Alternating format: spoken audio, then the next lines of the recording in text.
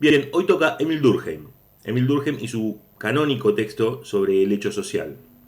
Emil Durkheim, a fines del siglo XIX, es quien le va a introducir al campo de la sociología una perspectiva científica, ya que hasta el momento el proyecto de la sociología como ciencia, elucubrado por Comte y luego más desarrollado por Marx, suponía un abordaje de corte filosófico, es decir, un sistema totalizante de ideas que de algún modo construían o producían conocimiento sobre lo real en lo social.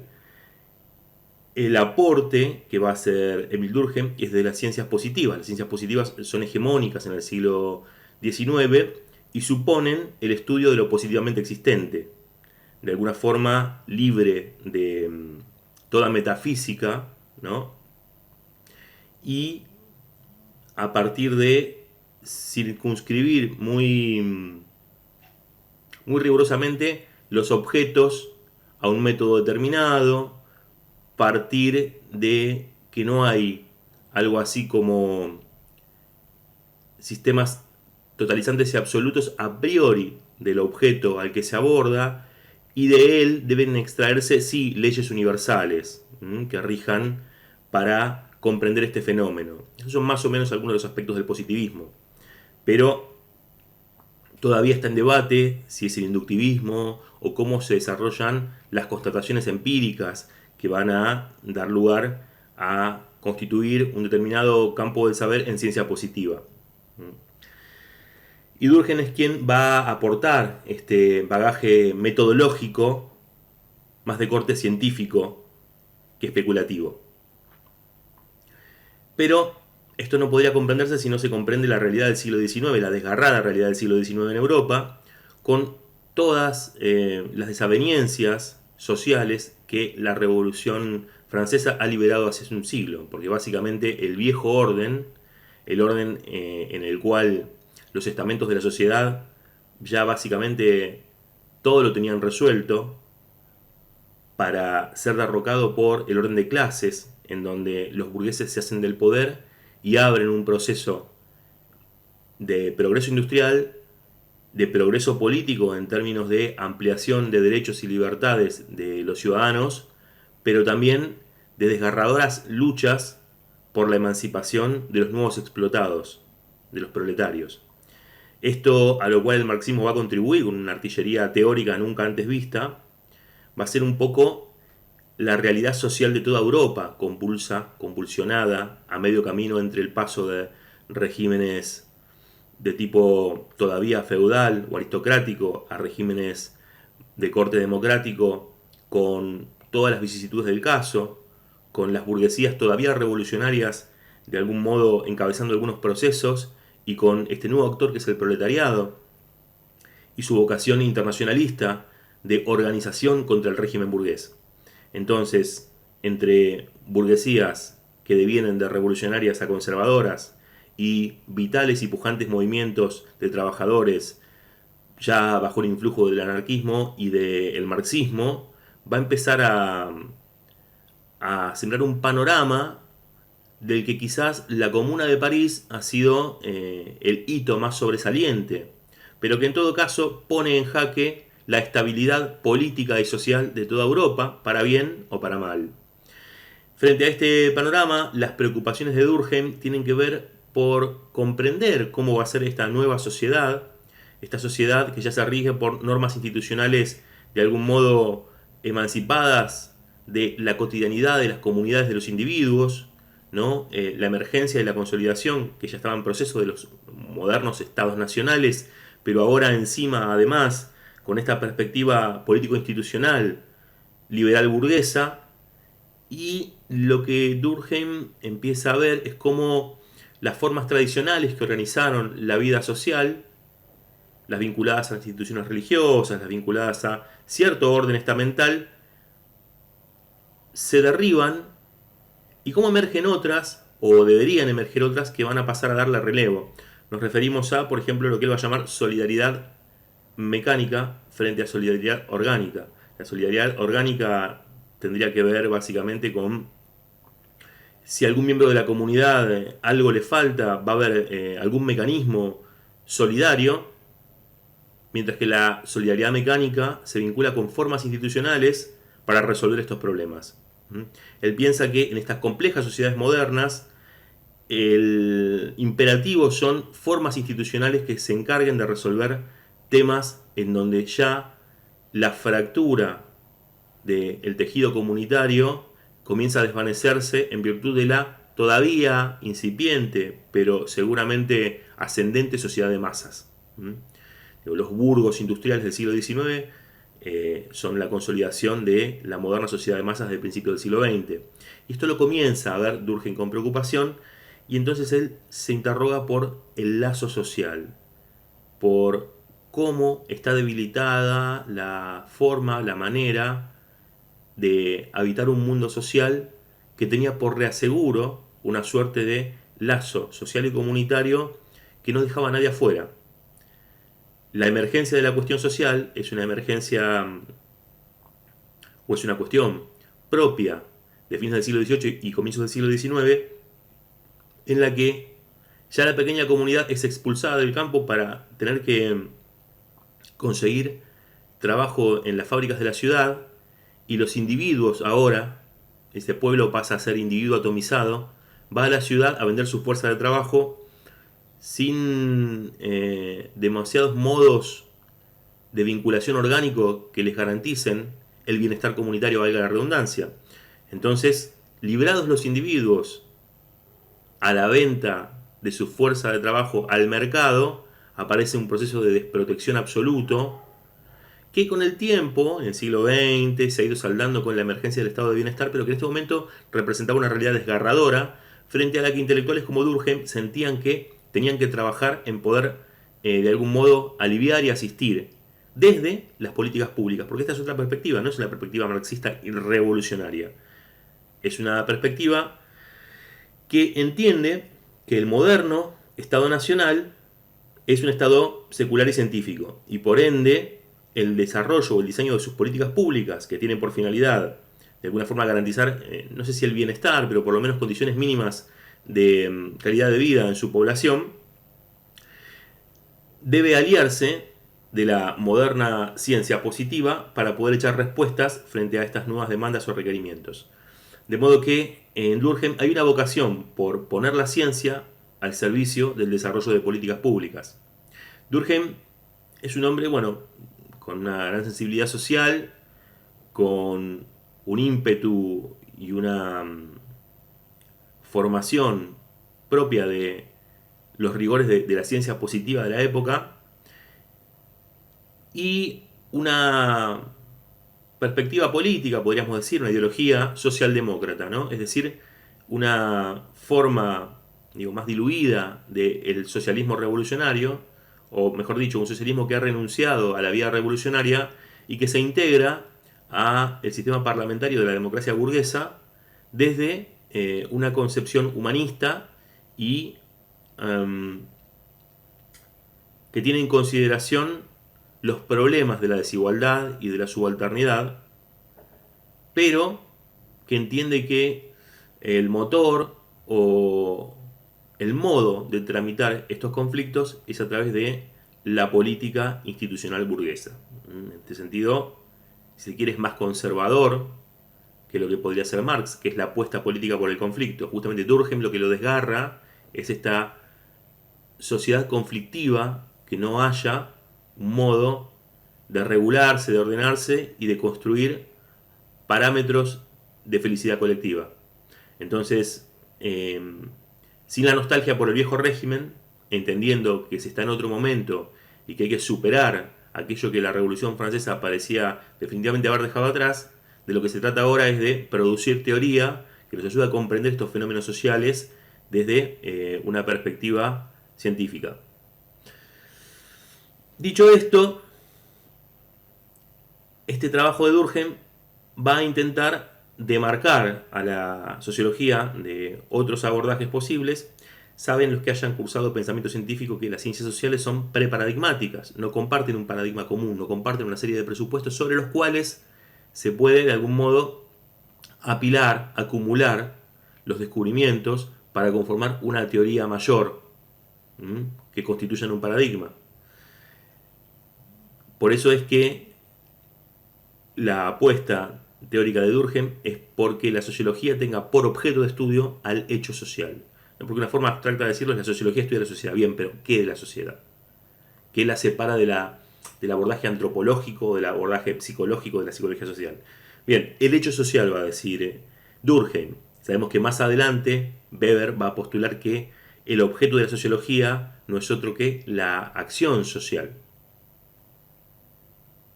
Y, no sé, los parsonianos van a decir la acción social organizada. Lo que nos importa en este momento es pensar que Durkheim nos invita a que nosotros podamos hacernos de un herramental teórico mediante el cual poder abordar un fenómeno social y distinguir las dimensiones que puedan atravesarlo para, de algún modo, recordar cuáles son las del alcance de la disciplina sociológica. Las que no son ni de tipo historicista, ni de tipo psicologista, ni de tipo antropológico, sino aquellas que hacen a este campo disciplinar. Entonces, Durkheim nos invita a pensar que lo que estudia la sociología son los hechos sociales.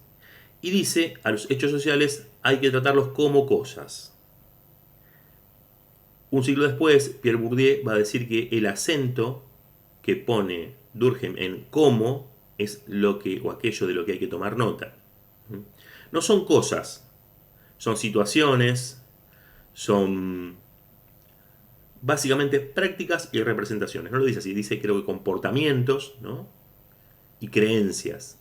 Pero bueno, hoy cualquier estudio de corte sociológico puede pensarse como esto, como el abordaje de prácticas o representaciones. Recuerden esto. En todo caso, ya sea las creencias, las imágenes mentales que los individuos tienen, que persisten y que de algún modo circulan, o la cosa que los individuos hacen, ¿no? Lo que a lo mejor esto me suena como Weber resume la acción social como el sentido mentado de la acción, ¿no? Aquello que los hombres hacen, pero que en su cabeza tiene en consideración otros elementos más amplios, es lo que Durkheim va a señalar como el objeto propio de la sociología. Entonces, ¿cómo reconocer un hecho social? Bien. Primero dice que los hechos sociales pueden ser cristalizados o de un tipo, si se quiere, más fluido. Y tiene que ver con que los rituales institucionales son efectivamente hechos sociales. Ir a la iglesia, a santiguarse, darse el abrazo de la paz al terminar, constituyen hechos sociales o un hecho social que es la misa.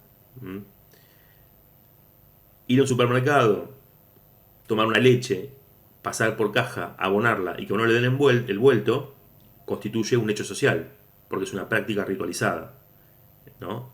Es algo que entra en el orden de la convención, que todos entendemos y que realizamos a diario, sin necesidad de reinventarlo todo el tiempo, ¿no? Si yo estoy en el colectivo, se levanta una señora y estoy equidistante al asiento de otra persona que está probablemente a la misma distancia, ¿quién toma el asiento? Bueno, aquí tenemos algo menos claro, menos cristalizado de cómo se lleva adelante esta práctica, ¿no? Pero para que nos situemos, el hecho social tiene que ver con este conjunto de prácticas que realizamos a diario, si son cristalizadas, y si no, con fenómenos emergentes. Menciona Durkheim lo que sucede en una asamblea, dicen, donde todos se arrebatan por las pasiones y repentinamente uno comienza a decir cosas y quizás a votar, algo que al diluirse en la multitud se interroga de por qué lo hizo, si era realmente lo que él sentía o se dejó llevar por ese mare magnum de la euforia colectiva.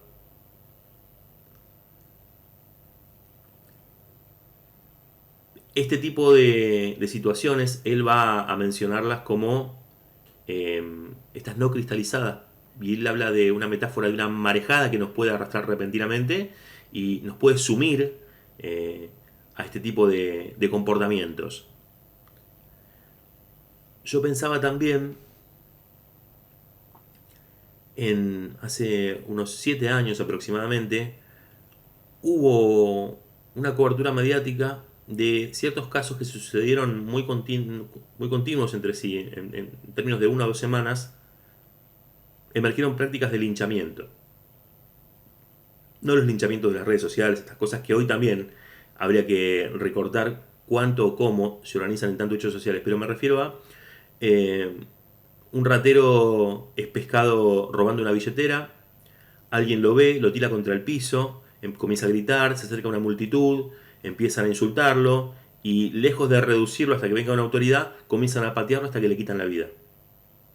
¿Qué sucede en ese momento? ¿Qué sucede cuando todos los hombres se dejan arrastrar por las pasiones y quizás por la impunidad que da el anonimato, de sentir que en ese círculo ya se era impune y no había que pagar ningún tipo de penalidad si se sigue colectivamente lo que la mayoría ha asumido como una conducta posible, dable,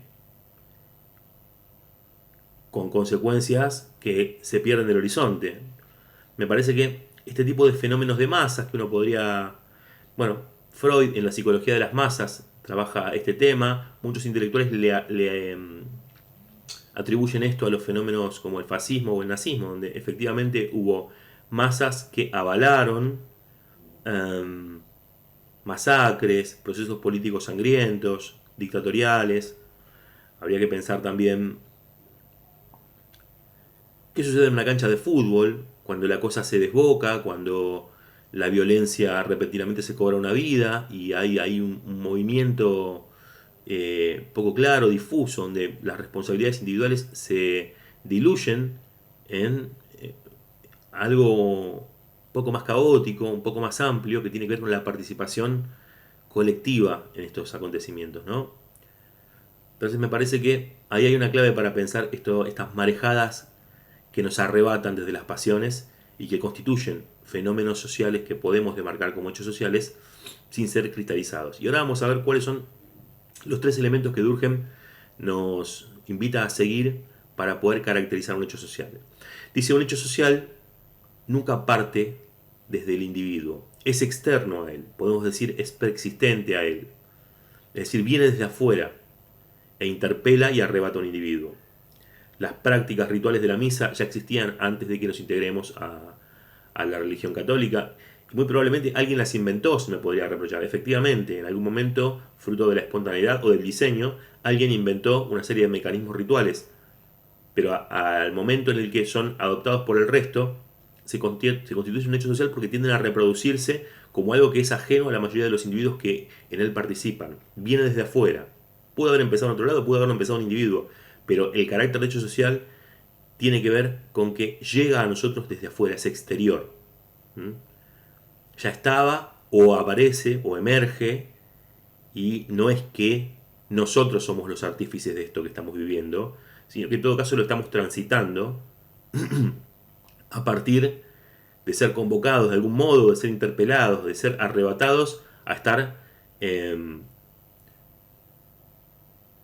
asistiendo a este fenómeno del cual somos protagonistas también.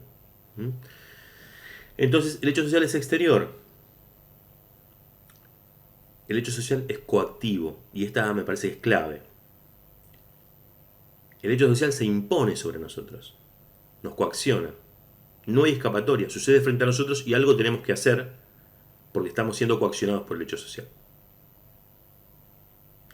Si yo paso por el supermercado, tomo una leche y salgo corriendo, muy probablemente el chino va a correrme y quizás hasta, si tiene un poco de suerte, me haga detener por un policía. Yo estoy transgrediendo una norma social, una convención social, que es pagar por aquello que me llevo de un comercio, y esto es coactivo, no puedo no pagar. Si no pago, pago consecuencias por ello. Del mismo modo que quienes en una asamblea que siempre aparece fetichizada como el paradigma de la libertad, se ven coaccionados a actuar de determinado modo, ya sea por vergüenza, porque tienen una opinión disidente, pero no se animan a expresarla cuando toda la asamblea está insultando a quien no estaría respondiendo a determinada perspectiva. Ahí aparece el carácter coactivo del hecho social. Si yo me sumo a esto, estoy ante un hecho social, porque siento la coacción, temo pagar costos. Y si no me sumo, y pagó costos de todas formas, es porque era un hecho social, porque era coactivo, porque no sumarse pagaba costos. Vamos por la calle, estamos en colectivo y de repente la ruta está cortada, hay un piquete, hay una protesta, ¿no? Un grupo que corta la calle y exige algunas demandas al gobierno, pongamos por caso.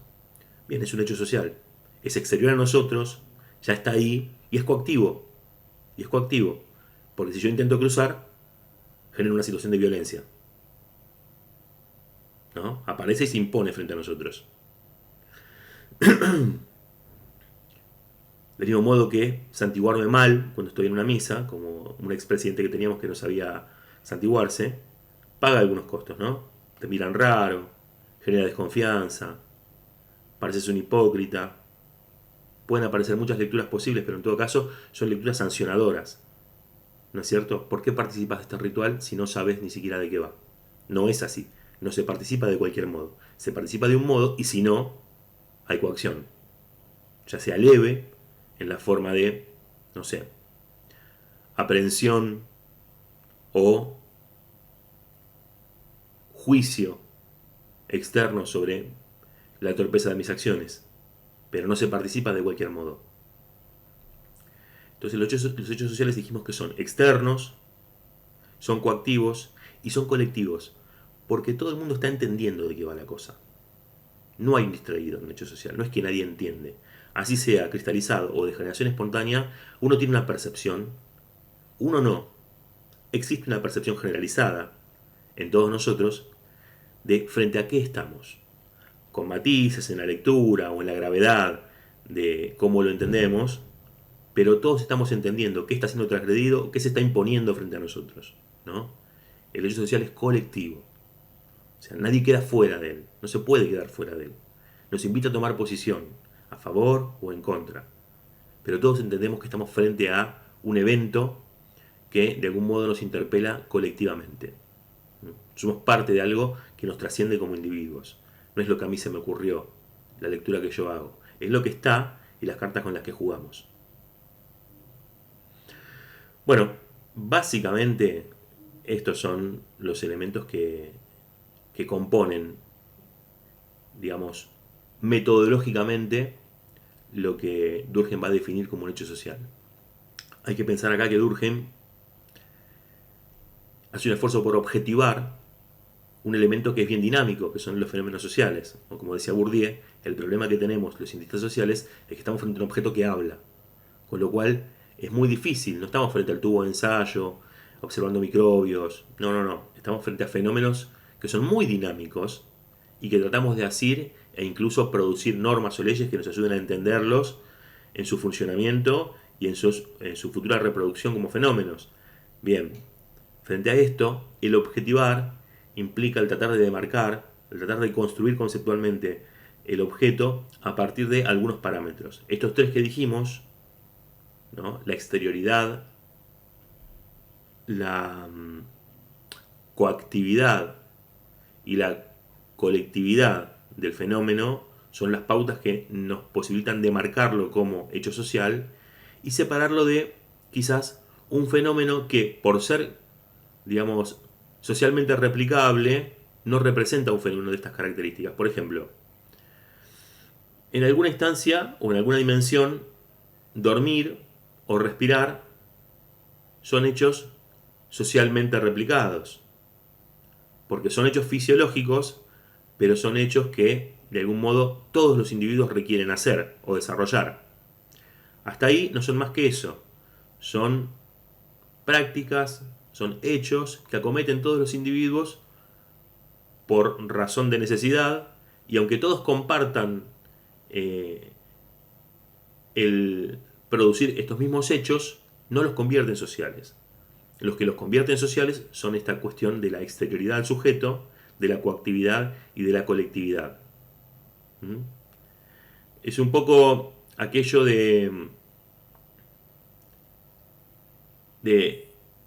no es natural en Márquez. Todos comemos, todos dormimos, todos nos reproducimos. El modo en el que lo hacemos es lo que no es natural. Bien, podemos agregar que el modo en el que lo hacemos, si es social, si está socialmente pautado, si responde a expectativas o a la emergencia coactiva de un acontecimiento, entonces decimos que encontramos ahí una dimensión social respecto a prácticas que le son comunes a todos los hombres. Pero si no, no son más que prácticas comunes a los hombres. Que sean prácticas comunes a los hombres no los convierte en un hecho social. Los convierte en un hecho social su carácter externo, coactivo y colectivamente comprendido, compartido. Esto hace de un fenómeno un hecho social. Y esta es un poco la guía bajo la cual deberíamos tener el ojo afilado para comprender cuándo un fenómeno que consideramos menor, que consideramos, no sé, quizás una moda, quizás un chiste mediático, quizás una cosa que podría pensarse muy superficial, está constituyendo un hecho social porque de algún modo se nos impone de modo coactivo, es exterior a nosotros y socialmente entendemos de qué va o cuál es sus particularidades, su valor o su carácter en el contexto en el que estamos, ¿no? Entonces, esto básicamente ha sido Emil Durkheim y nos vemos la siguiente, que es la última clase, así que será, bueno, hasta el próximo video.